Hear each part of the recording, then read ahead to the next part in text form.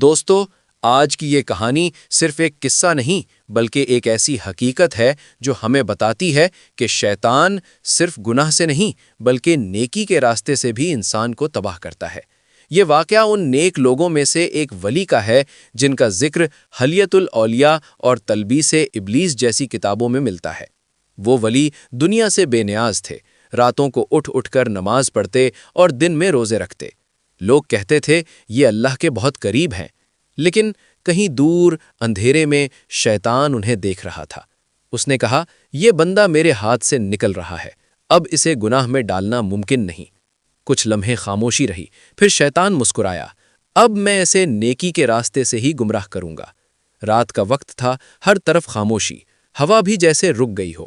وہ ولی اپنے حجرے میں کھڑے نماز پڑھ رہے تھے، آنکھوں سے آنسو بہہ رہے تھے۔ اچانک پورا کمرہ ایک زبردست نور سے بھر گیا، اتنا تیز نور کہ آنکھیں کھلی نہ رہ سکیں۔ اور پھر ایک گونجتی ہوئی آواز آئی، اے میرے بندے، میں تم سے بہت خوش ہوں۔ ولی نے آنکھیں کھولیں، دل زور زور سے دھڑک رہا تھا۔ آواز دوبارہ آئی، تم نے اتنی عبادت کی کہ آج سے میں نے تم پر نماز معاف کر دی۔ یہ سن کر کسی بھی انسان کا دل خوشی سے بھر جاتا۔ نماز معاف یعنی اب کوئی پابندی نہیں؟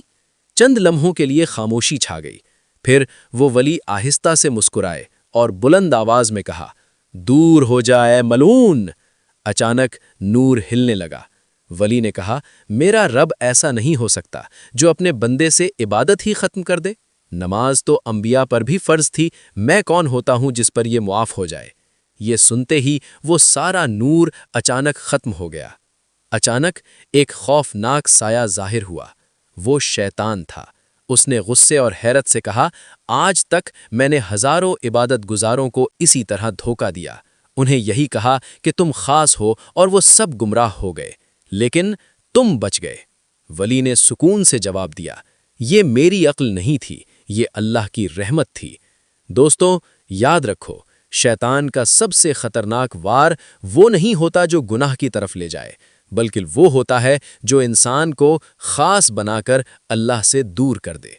اگر آپ بھی چاہتے ہیں کہ شیطان کے دھوکوں سے بچیں تو کمنٹ میں لکھیں، اللہ ہمیں ہدایت دے۔